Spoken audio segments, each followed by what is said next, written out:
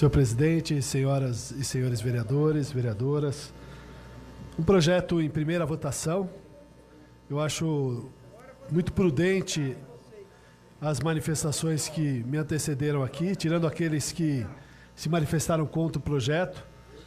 mas é importante para a cidade de São Paulo, para o país e para o mundo, a ampliação do Instituto Butantan. Sem dúvida nenhuma, e eu sempre deixo muito claro aqui nos projetos em primeira votação, esse projeto,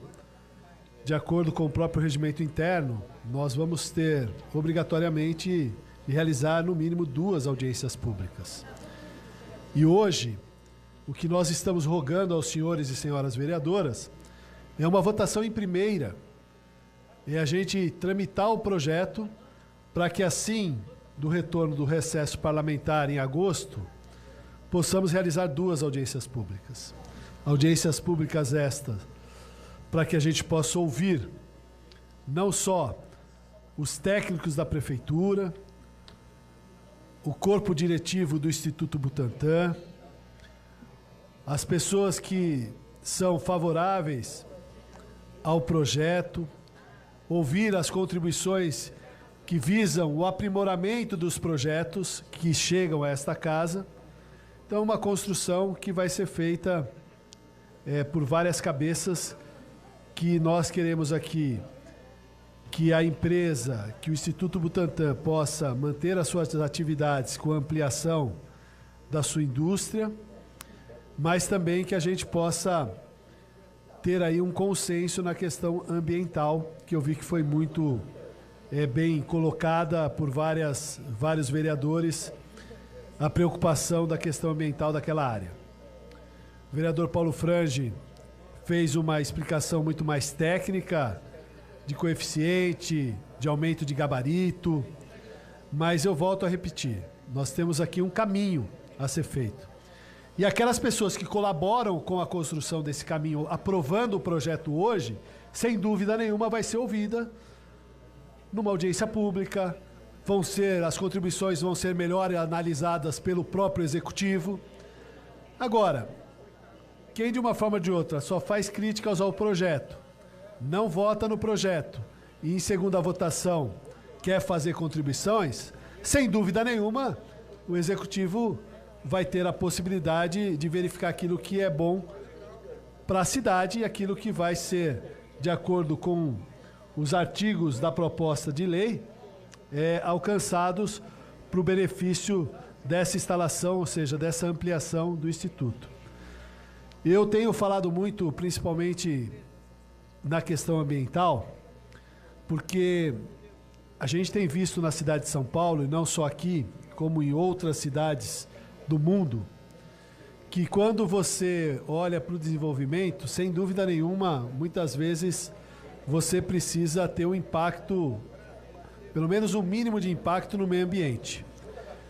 Mas a gente precisa ter também a responsabilidade de aliar e trazer a questão ambiental com o desenvolvimento, a questão ambiental com a habitação de interesse social, a questão ambiental com a questão do fomento à indústria na cidade de São Paulo, não como matérias conflitantes, mas sim como matérias que venham a somar esforços para que a gente tenha a possibilidade do empreendedorismo, de ter uma indústria, de fomentar a economia, mas também preservar o meio ambiente. Todas as vezes que isso se conflitam, muitas vezes a gente acaba não avançando e acaba não chegando num consenso, principalmente quando a gente fala em preservação. E por isso que a legislação municipal e estadual, ela é muito rígida na questão ambiental. Tem os termos de compensação ambiental, tem uma série de requisitos importantes na preservação das nossas nascentes.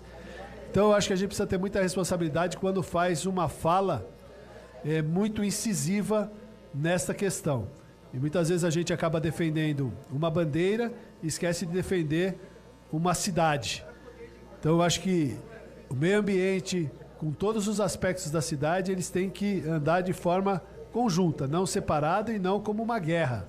E a gente tem ouvido e tem visto muito isso aqui na Câmara. E por muitas vezes a gente acaba deixando de avançar ou prejudica o meio ambiente por muita restrição. E eu falo isso porque a gente vê as nossas franjas da cidade de São Paulo, que num passado recente, e isso acontece, é muito agredido o meio ambiente por falta das políticas públicas, sejam elas habitacionais, sejam elas de saneamento e de condições de melhoria de habitacionais das pessoas que moram nas periferias da cidade de São Paulo. Então eu queria só pedir aos senhores e senhoras que nesta tarde e noite, né, já são 20 horas e 12 minutos, um debate bastante contundente, mas eu tenho certeza que nós vamos construir na segunda votação, né, um consenso para que a gente possa aprovar mais uma vez um projeto importante de envergadura de um instituto renomado e que salvou muitas vidas, principalmente no período da pandemia. São essas minhas considerações. Muito obrigado, senhor presidente.